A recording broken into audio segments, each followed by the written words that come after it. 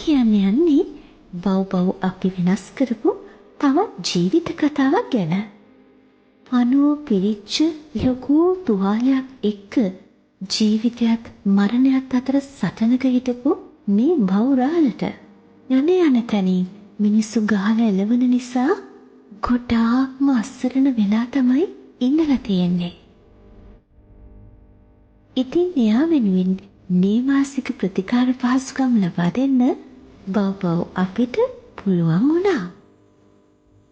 Kurunegala wet care hospital එකකින් මූලික නේවාසික ප්‍රතිකාර ලබලා එයාව බව් අභය භූමියට යොමු කරන්න අපි කටයුතු කළා. බලන්නකෝ එයාගේ තුවාල සම්පූර්ණයෙන්ම සනීප වෙලා දැන් කොච්චර හොඳට ඉන්නවද කියලා. මේ වගේ රෝගී සතුන් 75කට ආසන්න සංඛ්‍යාවක් බව් අභය භූමිය යටතේ නේවාසික ප්‍රතිකාර ලබනවා.